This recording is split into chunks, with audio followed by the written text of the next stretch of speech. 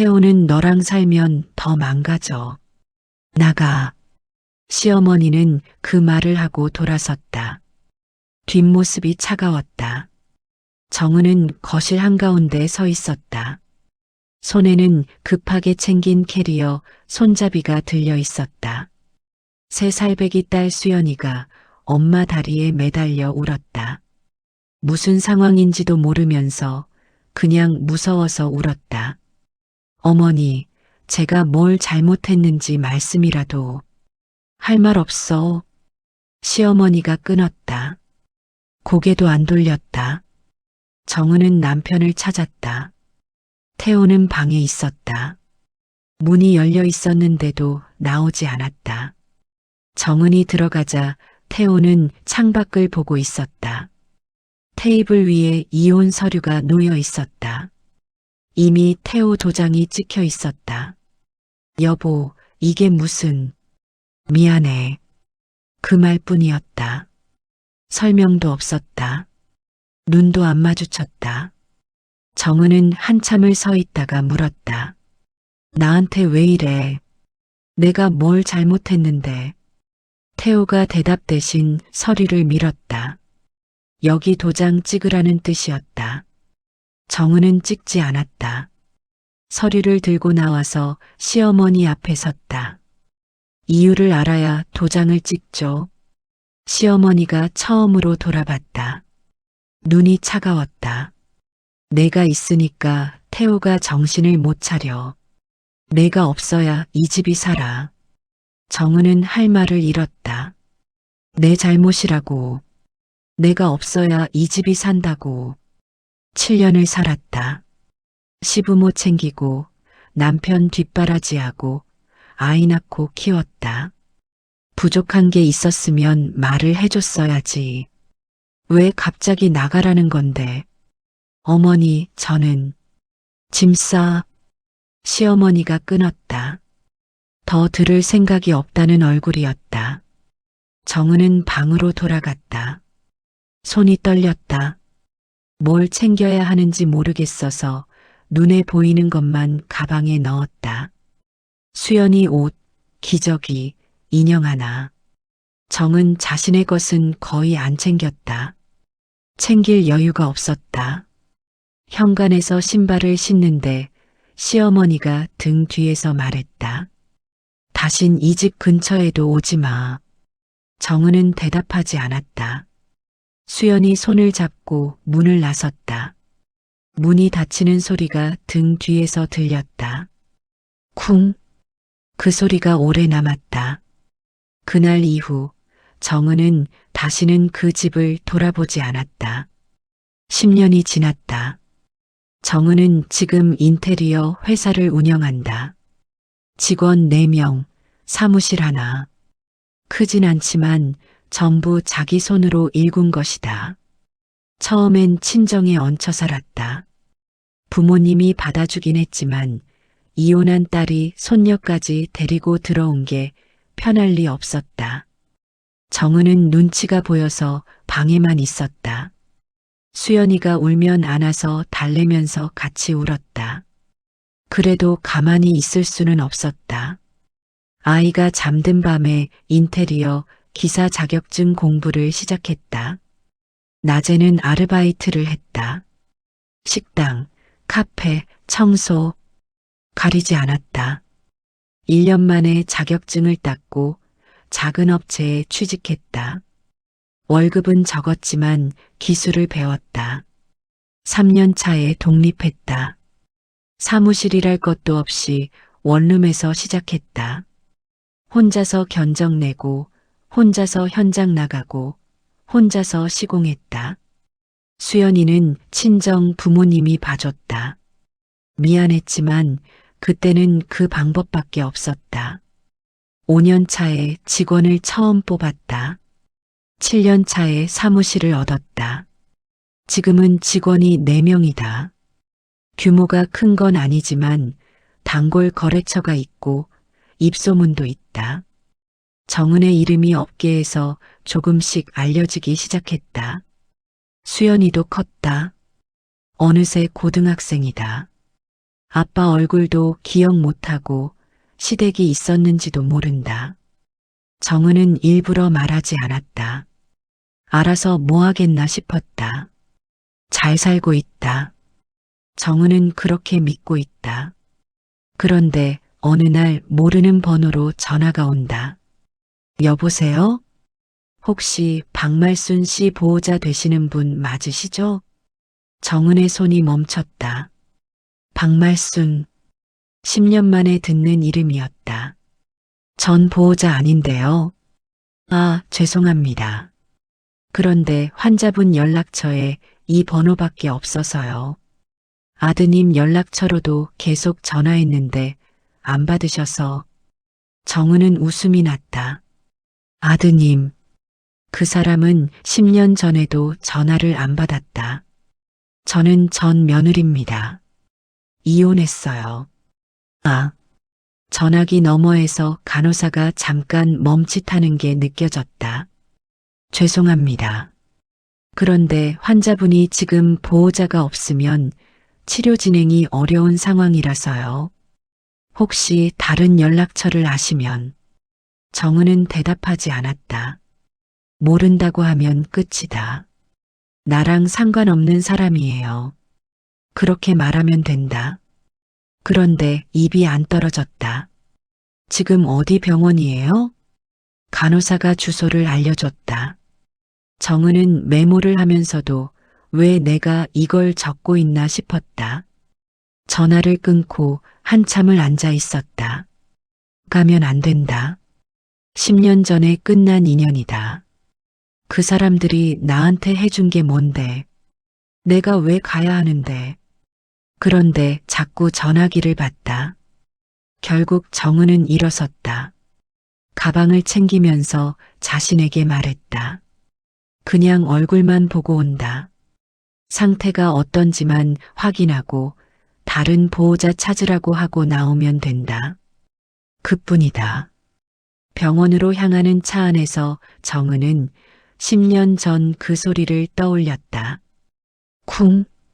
닫히던 문소리. 등 뒤에서 들렸던 그 소리. 그 문을 다시 열게 될 줄은 몰랐다. 병원은 생각보다 낡았다. 외벽 페인트가 벗겨진 곳이 있었고 주차장도 좁았다. 정은은 차를 세우고 잠깐 앉아 있었다. 아직도 늦지 않았다. 그냥 돌아가도 된다. 아무도 모른다. 그런데 손이 먼저 문을 열었다. 접수처에서 병실 번호를 받았다. 4층 401호. 엘리베이터를 타면서 정은은 자신이 무슨 표정을 하고 있는지 몰랐다. 거울에 비친 얼굴이 낯설었다. 병실 문 앞에 섰다. 손잡이를 잡았다가 놓았다. 잡았다가 또 놓았다. 숨을 한 번 쉬고 밀었다. 4인실이었다. 세 번째 침대에 사람이 누워 있었다. 정은은 천천히 다가갔다. 박말순. 정은은 한동안 서 있었다. 기억 속 시어머니는 이렇지 않았다. 꼿꼿했다. 목소리가 단단했다. 눈빛이 차가웠다. 정은은 시어머니 앞에만 서면 자신이 작아지는 기분이었다. 7년 내내 그랬다. 지금 침대에 누운 사람은 그 사람이 아니었다. 얼굴이 쪼그라들었다. 볼이 꺼졌고 피부가 누르스름했다. 손은 주름투성이었다. 혈관이 파랗게 비쳤다. 입이 반쯤 벌어져 있었고 숨소리가 거칠었다. 정은은 아무 감정이 안 들었다. 밉지도 측은하지도 않았다. 그냥 멍했다. 보호자분이세요? 뒤에서 목소리가 들렸다. 돌아보니 간호사였다. 전화로 통화했던 사람인 것 같았다. 아, 네. 전화 주신 분이시죠? 네, 맞아요. 오셔서 다행이에요. 보호자가 없으면 저희도 손을 못 쓰거든요. 간호사가 차트를 들고 설명하기 시작했다. 3일 전길에서 쓰러졌다고 했다. 행인이 119에 신고해서 실려왔다. 뇌경색 초기 증상. 지금은 안정됐지만 추가 검사가 필요하다. 문제는 검사를 진행하려면 보호자 동의가 있어야 한다. 연락처로 아드님 번호가 있어서 계속 전화했는데 안 받으세요. 혹시 다른 연락처 아시면? 몰라요. 정은은 짧게 대답했다. 아, 네. 간호사가 어색하게 웃었다. 전 며느리라고 했으니 사정이 있겠거니 짐작한 눈치였다. 그 아들이요. 김태호. 한 달 전에도 연락이 안 됐다고 하셨죠? 네. 환자분 입원하기 전에도 연락이 잘 안 됐던 것 같아요. 같이 안 사셨거든요. 정은은 코웃음이 나왔다. 같이 안 살았다. 10년 전에 그렇게 난리를 쳤으면서 정작 어머니가 쓰러져도 연락이 안 되는 아들. 병원비는요? 밀린 상태예요. 응급처치비하고 입원비 합쳐서 지금까지 한 300 정도요.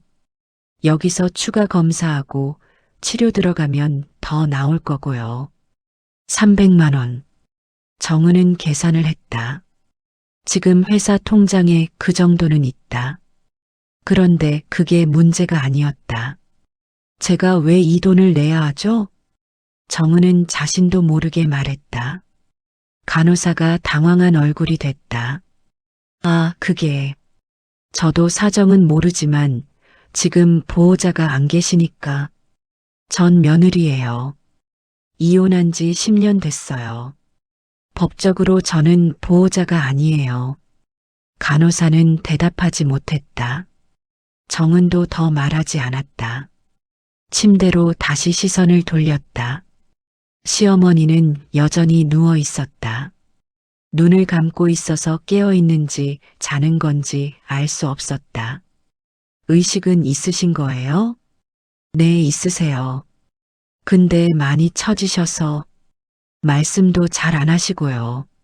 정은은 천천히 침대 옆으로 갔다. 시어머니 얼굴을 가까이서 봤다. 주름이 깊었다.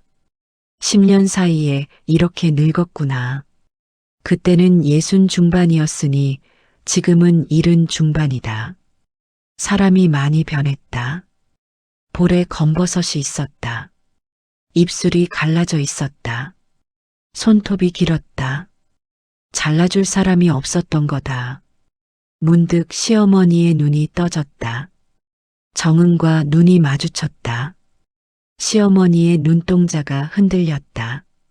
정은을 알아본 것 같았다. 입술이 달싹거렸다. 뭔가 말하려는 것 같았다. 그런데 소리가 안 났다. 정은은 가만히 서 있었다. 뭐라고 해야 할지 몰랐다. 10년 만이야 라고 할까? 아니면 그냥 인사를 할까? 밉다고 할까? 왜 이렇게 됐냐고 물을까? 시어머니가 눈을 돌렸다. 정은을 피했다. 천장을 보며 눈을 감았다. 정은도 아무 말 안 했다. 병실 밖으로 나왔다. 복도 의자에 앉았다. 다리에 힘이 없었다. 10년이다. 10년 동안 이 사람 생각을 안 한 건 아니다. 명절 때마다 떠올랐다. 수연이가 아빠 어딨어 하고 물을 때마다 떠올랐다. 밤에 잠이 안 올 때, 그때 왜 그랬을까 생각한 적도 있다. 그런데 막상 얼굴을 보니까 아무것도 안 느껴졌다. 미워해야 하는데 안 미워지고 측은해야 하는데 안 측은했다. 그냥 남남을 보는 것 같았다. 이 사람이 왜 여기 있고 내가 왜 여기 있는지 모르겠었다. 핸드폰을 꺼냈다. 태호 번호가 아직 저장되어 있었다. 삭제하려다 말았던 게 10년째 남아 있었다. 전화를 걸었다. 신호음이 갔다. 1번, 2번, 3번. 받지 않았다. 예상한 대로였다. 문자를 보냈다. 어머니 병원에 입원하셨어. 연락해. 보내고 나서 후회했다. 내가 왜 이걸 하고 있나? 그 인간이 연락할 리도 없고 연락한다고 뭐가 달라지나. 고지서를 다시 봤다. 300만 원. 당장 내지 않으면 퇴원해야 한다고 했다. 퇴원하면 어떻게 되는 걸까? 저 상태로 나가면 갈 데가 있을까? 아들은 연락이 안 되고 다른 가족은 있는지도 모르겠다. 길에서 쓰러져서 실려왔다고 했다. 그 말은 그때 같이 있던 사람이 아무도 없었다는 뜻이다. 정은은 고지서를 접었다 폈다 했다. 내가 왜 이걸 내야 하는데. 그런데 발이 안 떨어졌다. 화장실을 갔다가 자판기에서 커피를 뽑았다가 다시 복도에 앉았다. 1시간이 지났다. 그래도 안 떠났다. 결국 정은은 접수처로 갔다. 300만 원이요. 밀린 거 제가 낼게요. 접수 직원이 올려다 봤다. 전부 다요? 네. 카드를 내밀었다. 결제가 됐다. 영수증을 받아들고 정은은 멍하니 서 있었다. 이게 뭐 하는 짓인지 모르겠다. 내 돈이다. 내가 밤새워 일해서 번 돈이다. 그걸 10년 전 나를 쫓아낸 사람한테 쓰고 있다. 병실로 다시 갔다. 시어머니는 자고 있었다. 아까보다 숨소리가 조금 나아진 것 같기도 하고 아닌 것 같기도 했다. 정은은 침대 옆에 서서 오래 봤다. 난 바보인가? 혼잣말이 나왔다. 대답은 없었다. 정은은 가방을 챙겼다. 간호사에게 연락처를 남기고 병원을 나왔다. 주차장에서 차에 타고 한참을 앉아 있었다. 시동을 걸기 전에 핸드폰을 확인했다. 태호한테 보낸 문자는 읽음 표시도 안 떴다. 그래, 안 볼 줄 알았어. 정은은 차를 뺐다. 집으로 돌아가면서 자신에게 말했다. 오늘까지만이다. 내가 할 수 있는 건 여기까지다. 나머지는 저 사람 아들이 알아서 해야지. 난 이제 진짜 상관없는 사람이니까. 그렇게 마음을 정했다. 그런데 이상하게 마음이 안 놓였다. 그날 밤 정은은 잠을 못 잤다. 침대에 누웠는데 눈이 안 감겼다. 천장을 보다가 옆으로 눕고 다시 반대로 눕고 핸드폰을 확인했다. 태호한테 보낸 문자는 여전히 읽음 표시가 없었다. 새벽 2시가 넘어서 포기하고 일어났다. 거실에 나가 불도 안 켜고 소파에 앉았다. 어둠 속에서 창밖을 봤다. 아파트 단지 가로등이 희미하게 빛났다. 10년 전 일이 자꾸 떠올랐다. 정은이 태호를 만난 건 28살 때였다. 친구 소개였다. 첫인상은 그냥 그랬다. 잘생기지도 못생기지도 않은 얼굴. 말이 많지 않았고 웃을 때 눈이 살짝 내려갔다. 나쁘지 않았다. 몇 번 만나면서 정이 들었다. 태호는 듬직하진 않았지만 나쁜 사람은 아니었다. 화를 안 냈고 싸워도 먼저 사과했다. 큰 능력은 없었지만 성실했다. 작은 회사 다니면서 꼬박꼬박 월급 받아왔다.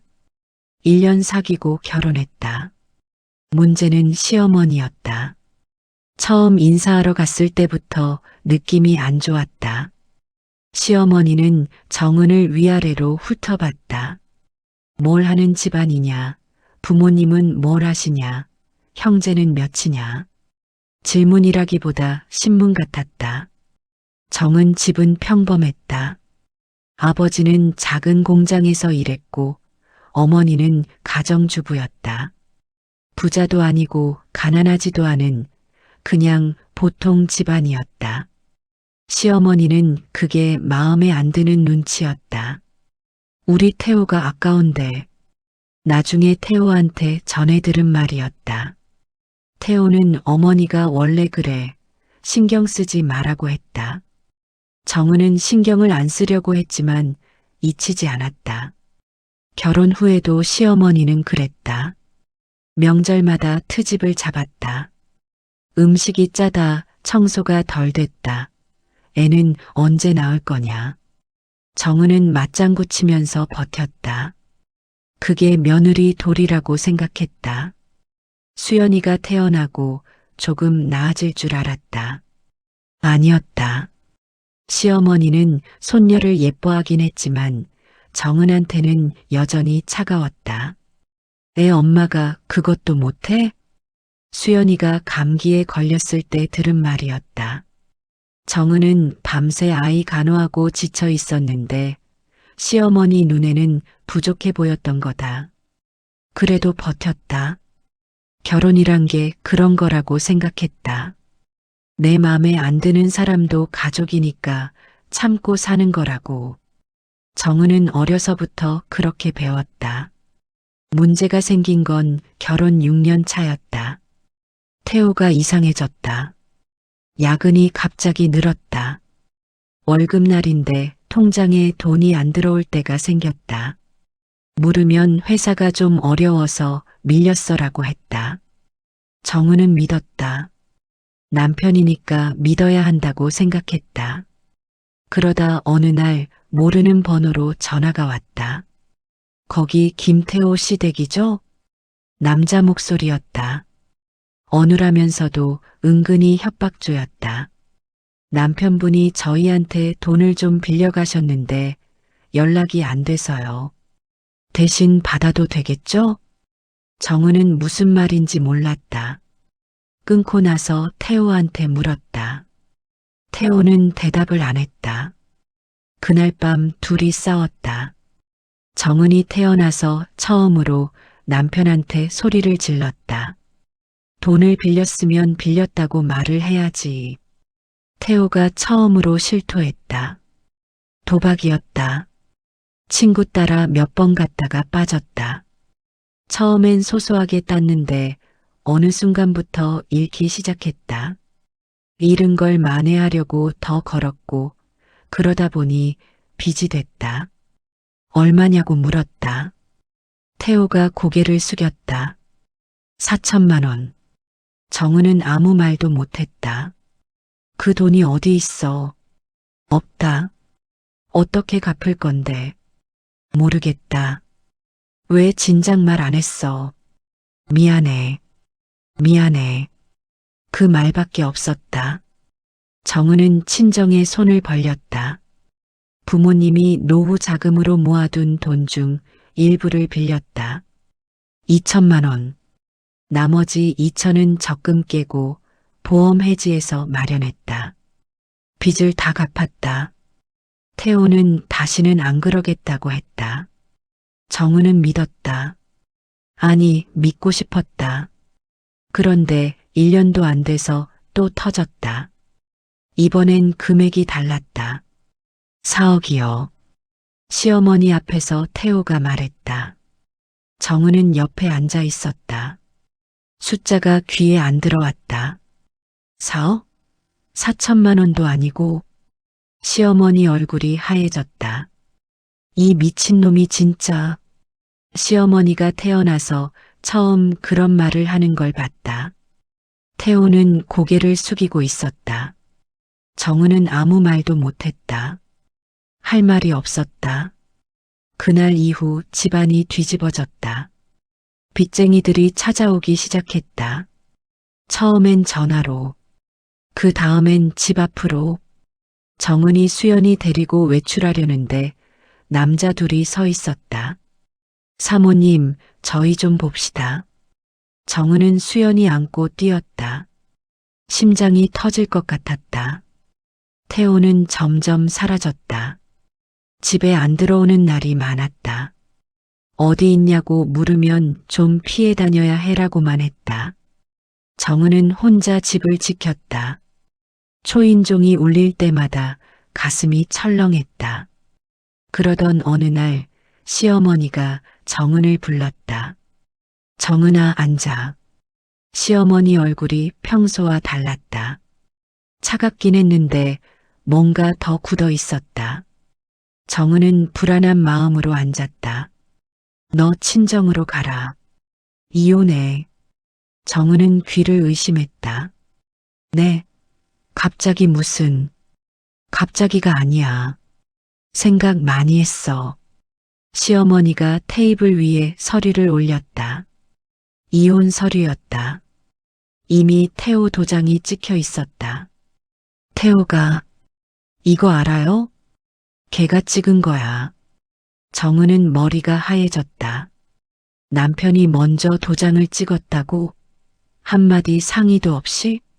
어머니, 이유를 알아야. 시어머니가 끊었다. 태호는 너랑 살면 더 망가져. 내가 있으니까 정신을 못 차리는 거야. 내가 없어야 이 집이 살아. 정은은 할 말을 잃었다. 내 잘못이라고. 내가 없어야 집이 산다고. 빚을 진 건 태호인데, 도박을 한 건 태호인데, 왜 내가 나가야 하는 건데. 어머니, 전 잘못한 게 없어요. 잘못하고 안 하고가 아니야. 이 상황에서 누가 빠져야 정리가 되냐는 거지. 정은은 시어머니를 봤다. 눈빛이 차가웠다. 10년 전이나 지금이나 그 눈빛을 잊을 수가 없다. 사람을 사람으로 안 보는 눈. 문제를 해결하기 위해 치워야 할 장애물을 보는 눈. 수연이는요. 수연이 아빠가 태호인데 수연이도 데려가. 여기 있으면 위험해. 위험하다. 그 말에 정은은 아무 대답을 못했다. 시어머니가 서류를 밀었다. 내일까지 도장 찍어. 정은은 그날 밤 태호를 찾았다. 어렵게 연락이 닿아서 만났다. 낡은 모테라피였다. 태호는 수염이 자라 있었고 눈이 풀려 있었다. 이게 뭐야? 정은이 이혼 서류를 내밀었다. 태호가 고개를 숙였다. 미안해. 미안하면 설명을 해. 왜 나한테 말도 없이 도장을 찍어? 태호가 대답을 안 했다. 한참 후에 입을 열었다. 너랑 수연이는 빠져야 해. 여기 있으면 다친다. 그건 내가 결정할 일이야. 아니, 태호가 처음으로 단호하게 말했다. 내가 만든 일이야. 내가 수습해야 해. 근데 너희까지 끌려 들어가면 안 돼. 어머니 말이 맞아. 정은은 울었다. 화가 나서 울었는지 슬퍼서 울었는지 모르겠었다. 태호는 위로하지 않았다. 그냥 서 있었다. 수습되면 찾아갈게. 태호가 말했다. 정은은 대답하지 않았다. 다음 날 정은은 도장을 찍었다. 짐을 쌌다. 수연이 옷, 기저귀, 인형. 자기 물건은 거의 안 챙겼다. 챙길 마음이 없었다. 현관에서 신발을 신는데 시어머니가 등 뒤에 서 있었다. 정은은 인사를 하려다 말았다. 할 말이 없었다. 시어머니가 먼저 입을 열었다. 다신 이 집 근처에도 오지 마. 정은은 돌아보지 않았다. 수연이 손을 잡고 문을 나섰다. 문이 닫혔다. 쿵. 그 소리가 10년이 지난 지금도 귀에 남아있다. 친정으로 갔다. 부모님은 받아줬지만 분위기가 좋을 리 없었다. 이혼한 딸이 3살 배기 손녀를 데리고 들어온 거다. 아버지는 말이 없었고 어머니는 한숨을 쉬었다. 정은은 방에만 있었다. 수연이가 아빠 찾으며 울면 안아서 달래다가 같이 울었다. 한 달쯤 지나서 정신을 차렸다. 이러고 있으면 안 된다. 울어봐야 태호가 돌아오는 것도 아니고 시간은 가고 돈은 없다. 일을 시작했다. 낮에는 아르바이트, 밤에는 공부. 수연이는 어머니가 봐줬다. 미안했지만 다른 방법이 없었다. 1년 만에 인테리어 기사 자격증을 땄다. 작은 업체에 취직했다. 월급은 적었지만 기술을 배웠다. 3년 차에 독립했다. 원룸에서 시작해서 혼자 견적 내고 혼자 현장 뛰었다. 밤마다 생각했다. 그 여자가, 시어머니가, 나를 쫓아낸 그 여자가 내가 성공하는 꼴을 봐야 한다고 복수라고 생각했다. 잘 사는 게 복수라고. 그렇게 10년이 지났다. 소파에서 정은은 창밖을 봤다. 10년이 지났는데 왜 이렇게 마음이 안 정리되지? 병원에 누운 시어머니 얼굴이 떠올랐다. 쪼그라든 얼굴, 파랗게 비친 혈관, 갈라진 입술. 그 사람도 늙었구나. 나도 늙었고. 정은은 눈을 감았다. 잠은 안 왔지만 눈을 감고 있었다. 며칠이 지났다. 정은은 병원에 다시 가지 않으려고 했다. 할 일은 했다. 병원비 냈고 연락처 남겼다. 이제 태호가 나타나서 알아서 하면 된다. 내가 더 할 건 없다. 그런데 태호는 연락이 없었다. 문자 읽음 표시도 안 떴다. 전화를 다시 걸어봤다. 신호만 가고 안 받았다. 번호가 바뀐 건지 일부러 안 받는 건지 알 수 없었다. 병원에서 전화가 왔다. 보호자분, 환자분 상태가 좀 안 좋아지셔서요. 오실 수 있으시면. 정은은 전화를 끊고 한참을 앉아 있었다. 안 가면 된다. 내가 보호자도 아닌데. 그 사람 아들이 해야 할 일이지. 그런데 발이 움직였다. 병원에 도착하니 시어머니는 산소호흡기를 끼고 있었다. 간호사가 설명했다. 밤새 혈압이 떨어졌다.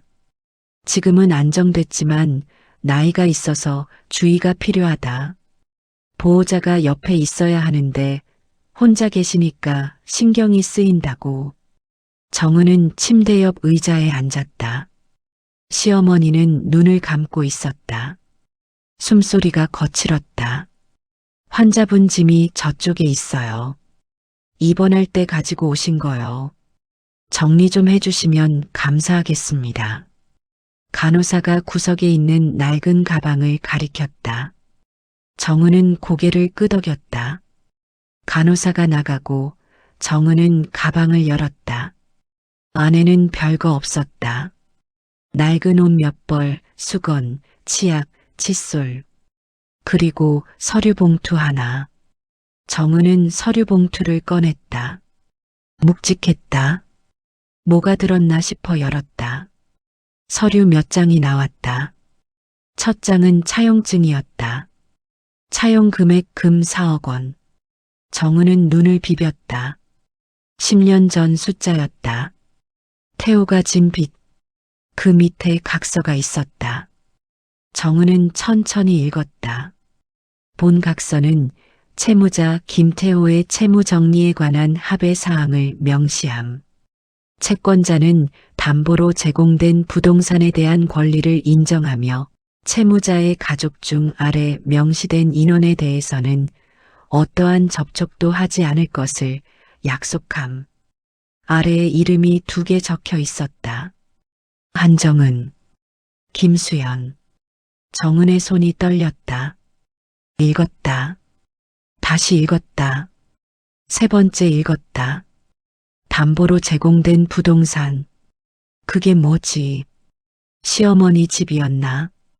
그 집을 담보로 넣고 대신 나와 수연이한테는 접촉하지 않겠다는 각서를 받은 거다. 정은은 다음 서류를 봤다. 부동산 등기부등본. 시어머니 명의였던 집이 10년 전에 넘어갔다. 소유자 이름이 낯선 사람으로 바뀌어 있었다. 다음 장. 통장 사본이었다. 시어머니 이름으로 된 통장. 10년간의 내역이 찍혀 있었다. 매달 같은 날짜에 돈이 빠져나갔다. 50만 원, 50만 원, 50만 원. 빚을 갚고 있었던 거다. 10년 동안 집을 넘기고도 남은 빚을 갚고 있었다. 정은은 숨을 쉴 수가 없었다. 봉투 안에 편지가 있었다. 접힌 종이였다. 오래된 종이 누렇게 변색되어 있었다. 정은은 손이 떨려서 펴는데 시간이 걸렸다. 시어머니 글씨였다. 삐뚤빼뚤한 글씨. 읽기 어려웠지만 한 글자씩 읽었다. 정은아, 이 편지를 내가 읽을 날이 올지 모르겠다. 아니, 안 읽었으면 좋겠다. 그러면 내가 여기까지 안 왔다는 뜻이니까. 10년 전에 너를 내보낸 건 내 결정이었다. 태호도 동의했지만 먼저 말한 건 나였다. 빚쟁이들이 찾아왔을 때 너랑 수연이 얼굴을 봤다. 그 인간들이 너희를 봤어. 그때 알았다. 이대로 두면 안 되겠다고. 너희까지 끌려 들어가면 안 되겠다고. 태호한테 말했다. 정은이를 내보내야 한다고. 이혼해야 한다고. 그래야 남남이 되니까. 빚쟁이들 눈에서 사라질 수 있으니까. 태호는 울었다. 처음 봤다. 그 녀석이 우는 거. 그래도 도장 찍었다. 걔도 알았으니까. 이 방법밖에 없다는 거 너한테 설명하고 싶었다. 근데 하면 안 될 것 같았다. 내가 알면 안 갈 것 같았다. 너 그런 애잖아. 끝까지 버티려고 할 것 같았다. 그래서 일부러 나쁜 말 했다. 너랑 살면 태호가 망가진다고. 내가 없어야 집이 산다고. 그 말하면서 속으로 울었다. 미안했다. 내가 7년 동안 얼마나 고생했는지 안다. 내가 잘해준 적도 없으면서 넌 끝까지 참고 살았잖아. 그런 내가 저런 소리 듣고 나가야 했으니까 얼마나 억울했을까.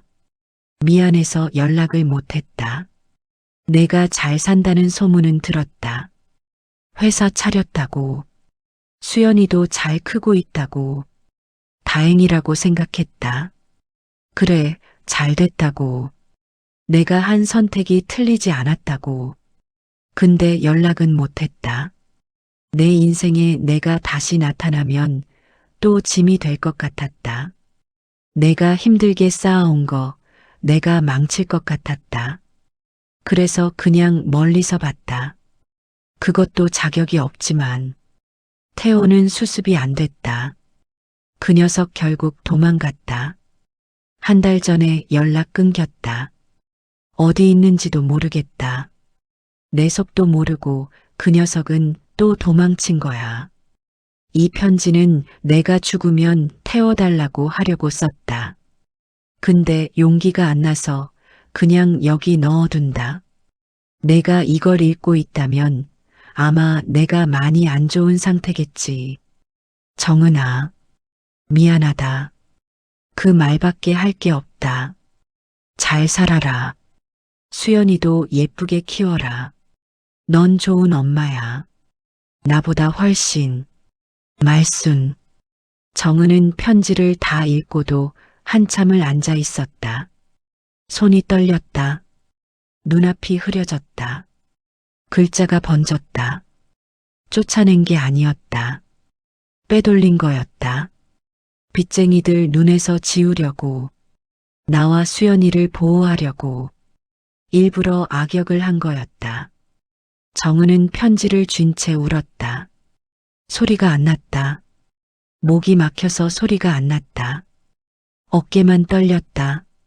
눈물이 뺨을 타고 흘러서 턱 끝에서 떨어졌다. 10년이었다. 10년 동안 미워했다. 이를 악물고 살았다. 그 여자가 나를 버렸다고, 쓸모없으니까 쫓아냈다고 생각했다. 그 분노로 버텼다. 복수라고 생각했다. 잘 사는 게 복수라고. 근데 복수할 대상이 아니었다. 나를 지키려고 혼자 짐을 진 사람이었다. 정은은 침대를 봤다. 시어머니는 여전히 눈을 감고 있었다. 숨소리만 거칠게 들렸다. 어머니.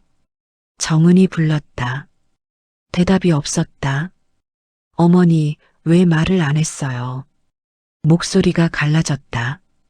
울면서 말했다. 그때 말해줬으면 됐잖아요. 왜 혼자 다 짊어지고, 왜 나한테 미운 말을 하고, 왜? 정은은 말을 잇지 못했다. 고개를 숙이고 울었다. 한참을 울었다. 시어머니의 눈이 떠졌다. 정은을 봤다. 눈동자가 떨렸다. 입술이 달싹거렸다. 정은아. 목소리가 갈라져서 겨우 들렸다. 정은은 고개를 들었다. 시어머니와 눈이 마주쳤다. 시어머니 눈에도 물기가 있었다. 10년 만에 처음 보는 눈물이었다. 미안해. 시어머니가 말했다. 그게 전부였다. 그것밖에 말을 못했다. 정은은 대답 대신 시어머니 손을 잡았다. 손이 차가웠다. 뼈만 남은 것 같은 손이었다. 이제 알아요. 정은이 말했다. 이제야 알았어요, 어머니. 시어머니가 눈을 감았다. 눈가로 눈물이 흘렀다. 정은도 울었다. 둘이서 말없이 울었다. 창밖으로 해가 지고 있었다. 병원에서 나온 건 밤 9시가 넘어서였다. 정은은 주차장에서 차에 타고 한참을 앉아 있었다. 시동을 안 걸었다. 손이 아직 떨렸다. 편지가 머릿속에서 맴돌았다. 시어머니 글씨, 삐뚤빼뚤한 그 글자들. 내가 알면 안 갈 것 같았다. 맞다. 안 갔을 거다. 끝까지 버텼을 거다. 빚쟁이가 와도 위험해도 나갔을 것 같지 않다. 그걸 시어머니가 알았던 거다. 핸드폰이 울렸다. 딸 수연이었다. 엄마 어디야? 밥 안 먹어? 아, 수연아. 미안, 좀 늦을 것 같아. 무슨 일 있어? 정은은 대답을 망설였다. 뭐라고 해야 하지? 너 할머니가 병원에 있어? 내가 모르는 할머니? 10년 전에 우리 쫓아낸 사람? 아니야. 일 때문에 좀 늦어. 밥 먼저 먹어. 알았어. 전화를 끊고 정은은 한숨을 쉬었다. 수연이한테 뭐라고 말해야 할지 모르겠다. 아직은 아닌 것 같다. 정리가 안 됐다. 시동을 걸고 집으로 갔다. 며칠이 지났다. 정은은 병원에 매일 갔다. 출근 전에 들렀다가 퇴근 후에 다시 갔다. 시어머니는 조금씩 나아지고 있었다. 산소호흡기는 뗐고 밥도 조금씩 먹었다. 하지만 거동은 힘들었다. 혼자서는 화장실도 못 갔다. 간호사가 말했다. 보호자분, 환자분 상태가 안정되면 퇴원 절차 밟으셔야 해요. 근데 혼자 사시기는 힘드실 것 같고요. 요양병원 알아보시거나 아니면 같이 사실 분이 있으시면. 정은은 고개를 끄덕였다. 알아보겠다고 했다. 퇴원하면 어디로 가지? 시어머니 집은 10년 전에 넘어갔다. 태호는 연락이 안 된다. 다른 가족은 있는지도 모르겠다. 물어봤다. 시어머니가 힘겹게 대답했다. 없어. 나 혼자야. 정은은 아무 말 못했다. 요양병원을 알아봤다. 시설 괜찮은 곳은 비쌌다. 월 200만 원은 기본이었다. 좀 싼 곳은 150이었는데 가보니 냄새가 났다. 복도가 어둡고 환자들이 멍하니 앉아 있었다. 여기 맡기면 안 되겠다 싶었다. 200만 원. 매달. 정은은 계산을 했다. 회사 수익에서 내 월급 빼고 직원 월급 주고 사무실 월세 내고 남는 게 많지 않다. 200을 매달 빼면 빠듯해진다. 그때 전화가 왔다. 거래처였다. 2달 전부터 준비하던 인테리어 계약건. 강남 쪽 카페 리뉴얼이었다. 규모가 꽤 컸다. 이것 따면 몇 달 먹고 살 수 있었다. 한 사장님, 내일 최종 미팅 가능하시죠? 정은은 달력을 봤다. 내일. 내일은 시어머니 퇴원 상담 날이다. 병원에서 10시에 오라고 했다. 미팅은 11시. 몇 시쯤요? 11시요. 늦으면 안 되는데 다른 업체도 보고 있어서요. 정은은 입술을 깨물었다. 병원에서 강남까지 1시간 반. 상담이 길어지면 늦는다. 늦으면 이 계약 날아간다. 알겠습니다. 11시요. 일단 대답했다. 끊고 나서 한참을 앉아 있었다. 그날 밤 정은은 계산기를 두드렸다. 요양병원비 200. 거기에 시어머니 약가, 간병용품, 기타 비용 합치면 250은 나간다. 지금 회사 상황으로는 버틸 수 있다. 근데 이 계약이 날아가면 다음 계약이 언제 들어올지 모른다. 요즘 경기도 안 좋다. 직원 월급 밀리면 안 된다. 수연이 학원비도 있다. 정은은 핸드폰을 들었다 놨다 했다. 거래처에 전화해서 시간 좀 미뤄달라고 할까? 아니, 그러면 안 될 것 같다. 다른 업체도 보고 있다고 했으니까. 결국 정은은 병원에 전화했다. 상담 시간 좀 앞당길 수 있을까요? 9시로요. 9시요? 잠깐만요. 확인해 볼게요. 잠시 후 대답이 왔다. 9시 반은 가능한데요. 그걸로 할게요. 전화를 끊고 정은은 스케줄을 다시 짰다. 9시 반 상담 빨리 끝내고 10시 반에 출발하면 11시에 겨우 맞출 수 있다. 빠듯하다. 상담이 길어지면 안 된다. 그런데 상담이 길어지지 않을 리가 없잖아. 정은은 한참을 고민하다가 결국 거래처에 전화했다. 사장님 죄송한데요. 내일 미팅 제가 좀 늦을 수도 있어서요. 11시 반으로 미뤄주실 수 있을까요? 전화기 너머에서 잠깐 침묵이 흘렀다. 한 사장님, 저희도 일정이 빠듯해서요. 11시 안 되시면 이번 거는 좀 어려울 것 같은데. 정은은 눈을 감았다. 알겠습니다. 죄송합니다. 전화를 끊었다. 손에 힘이 빠졌다. 수천만 원짜리 계약이 날아갔다. 2달 동안 준비한 거였다. 견적서 몇 번을 고쳤는지 모른다. 현장 답사도 3번 갔다. 정은은 소파에 앉아서 천장을 봤다. 바보 같다. 진짜 바보 같다. 내가 뭘 하고 있는 거지. 다음 날 병원에 갔다. 상담은 1시간이 걸렸다. 퇴원 절차, 요양병원 추천, 서류 준비. 정은은 메모하면서 들었다. 상담이 끝나고 병실로 갔다.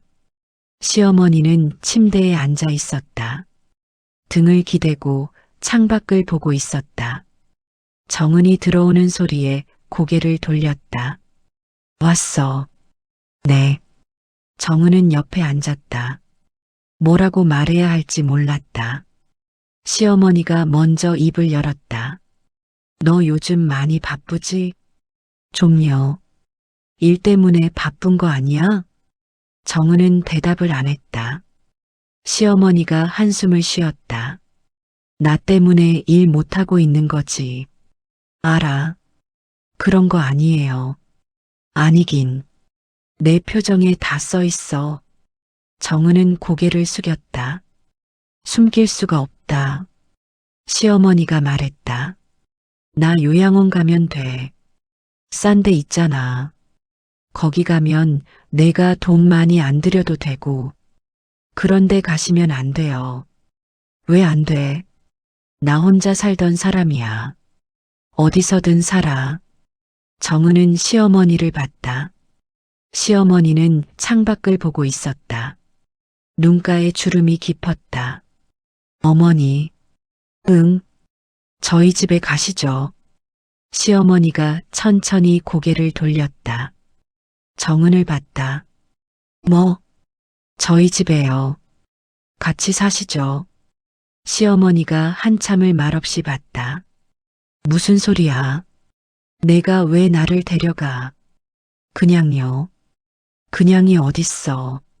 너 나 때문에 고생했잖아. 정은은 고개를 저었다. 고생 안 했어요.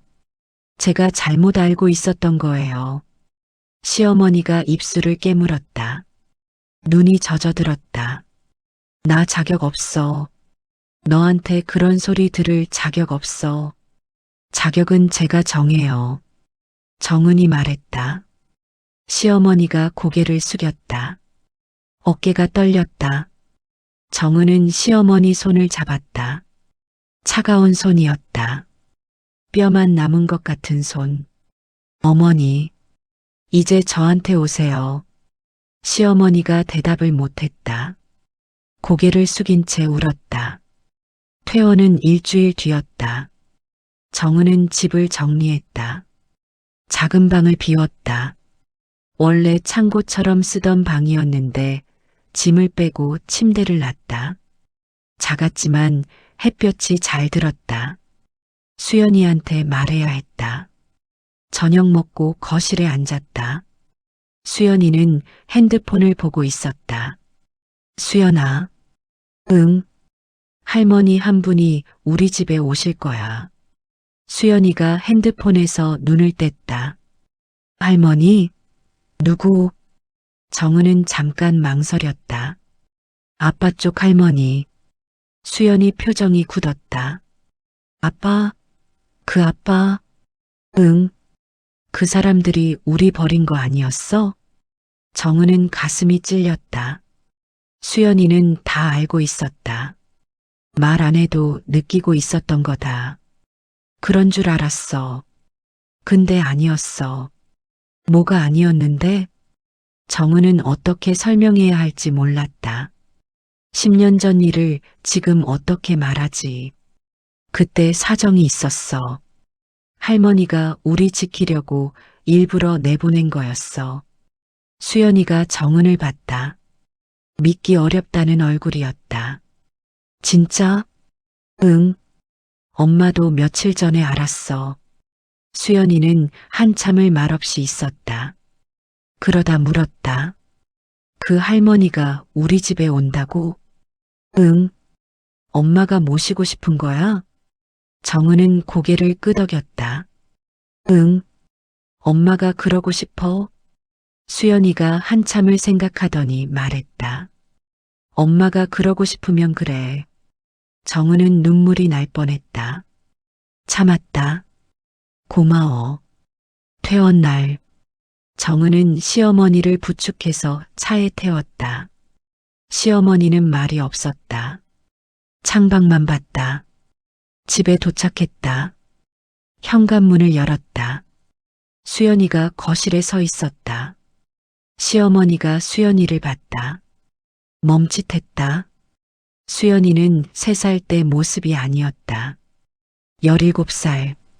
다 컸다. 정은을 닮았다. 눈매가 특히. 시어머니 입술이 떨렸다. 수연이.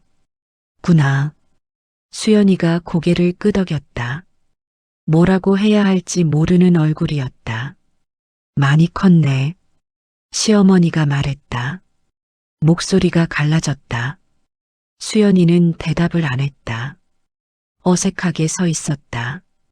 그러다 작게 말했다. 들어오세요. 시어머니가 눈을 감았다. 눈가로 눈물이 흘렀다. 정은은 시어머니를 부축해서 안으로 들어갔다. 저녁을 차렸다. 대단한 건 아니었다. 된장찌개에 밥, 반찬 몇 가지. 셋이 밥상에 앉았다. 시어머니는 숟가락을 들었다가 내려놨다. 밥을 못 먹었다. 정은이 물었다. 왜요? 입맛 없으세요? 시어머니가 고개를 저었다. 아니, 그냥 말을 잇지 못했다. 고개를 숙였다.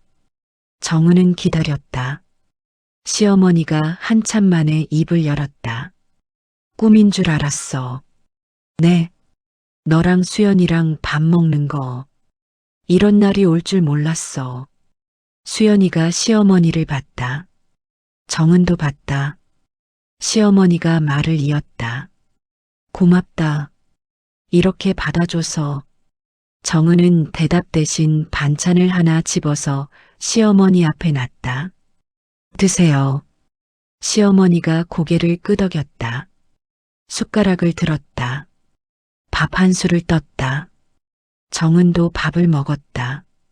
수연이도 먹었다. 말은 없었다. 그냥 셋이서 밥을 먹었다. 밥을 다 먹고 설거지를 하는데 수연이가 다가왔다. 엄마. 응. 할머니. 불쌍하다. 정은은 손을 멈췄다. 왜? 몰라. 그냥 아까 밥 먹으면서 우는 거 보니까. 수연이가 고개를 숙였다. 처음엔 좀 이상했어. 왜 갑자기 우리 집에 오나 싶었고. 근데 할머니 보니까 그냥 외로워 보였어. 정은은 수연이를 봤다. 수연아. 응. 할머니한테 잘해드려. 수연이가 고개를 끄덕였다.